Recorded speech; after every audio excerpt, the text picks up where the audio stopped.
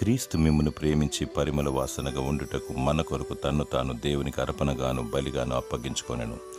ఎఫెసీయులకు వ్రాసిన పత్రిక 5వ అధ్యాయం 2వ వచనము. నీవు పరిమళ వాసనగా ఉండుటకు, మాదిరికరంగా ఉండుటకు, దేవునికి మహిమకరంగా ఉండుటకు యేసుప్రభు సర్వ ప్రజల రక్షణార్థమై అనగా మన కొరకు దేవునికి తన్ను తాను అర్పించుకొని బలి పశువుగా కలువరి శిలువలో వేలాడి తన పరిశుద్ధ రక్తమును చిందించి పంచగాయములు మరి అనేక దెబ్బలు, పిడుగురుద్దులు, కొరడా దెబ్బలు తిని నీ కొరకు నా కొరకు గొప్ప త్యాగం చేశాడు. చనిపోయి తిరిగి లేచాడు. యేసు నిన్ను ప్రేమించుచున్నాడు. రక్షణ, నిరీక్షణ, స్వస్థత, ఆదరణ, నెమ్మది, శాంతి, సమాధానము, దీవెన, ఆశీర్వాదాలు నీ కొరకు దాచి ఉంచాడు. వీటిని పొందుకో. యేసే ప్రభు అని నోటితో ఒప్పుకో. చీకటి పాపపు క్రియలకు స్వస్తి చెప్పి పశ్చాత్తాపముతో ప్రభు చెంతకురా. నిత్య రాజ్యముకై నీ పేరు జీవగ్రంథములో లిఖించును. ప్రార్థించు, దేవుని స్తుతించు. దేవుడు నిన్ను కనికరించి పరిమళ వాసనగా మార్చునుగాక. ఆమేన్.